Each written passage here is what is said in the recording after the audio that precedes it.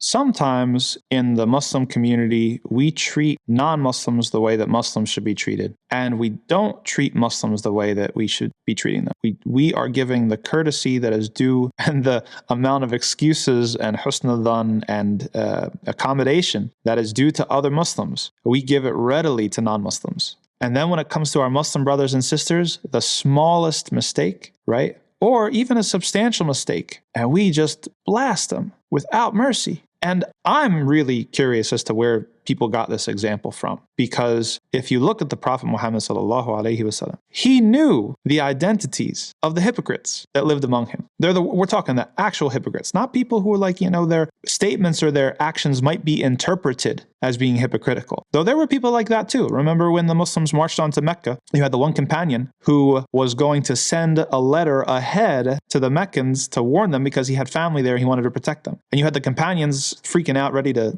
do something to him. The Prophet ﷺ said, no, don't do it, because this person meant well, even if he made a horrible mistake. We're not even talking about those people. We're talking about actual hypocrites, people who entered into the deen of Islam only to ruin it.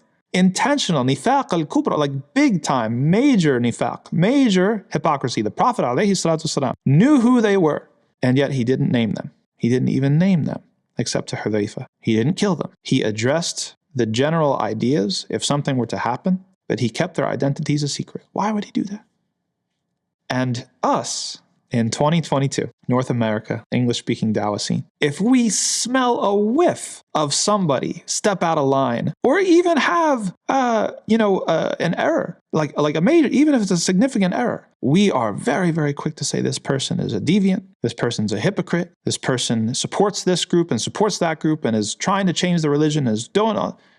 Ya akhi, ittaqillah. Fear Allah. Fear Allah with your mouth and with your heart. You're treating other people, and then we bring all these ayat from the Quran. All of the ayat that we bring, they apply to non-Muslims. And you're bringing them, you're applying them to Muslims. Is this how Allah subhanahu wa ta'ala told you to treat other people of faith? Is this how the Prophet alayhi salatu wasalam told you to treat other people of faith? Where's the degree of fidelity? Part of how it happens is that we make the mistake of going from facts to interpretation. We make the mistake of going from facts to interpretation. And what we're upset about is not really the facts of the situation, it's how we're interpreting it. And usually the interpretation has to do with our beliefs and assumption about the motives of other people. This person is trying to change the deen. This person is trying to water down Islam. This person is after the money, is after the influence, is after the followers. Where's your evidence now? Where's your dalil for that? We all know the story of Usama ibn Zayd, when he killed someone on the battlefield and he said, La ilaha illallah, Muhammad Rasulullah, right before he got killed. What did the Prophet ﷺ say? That you killed somebody who said the shahada. And Usama said, well, he only said it to avoid getting killed. And he said, alayhi salatu wasalam, did you open his heart? Do you know what's on the inside?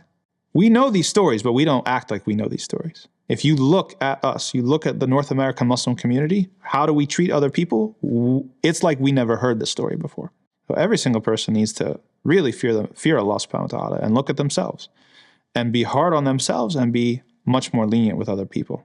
So may Allah subhanahu wa ta'ala guide us to what's best and make us to follow the actual sunnah of the Prophet alayhi salatu wasalam.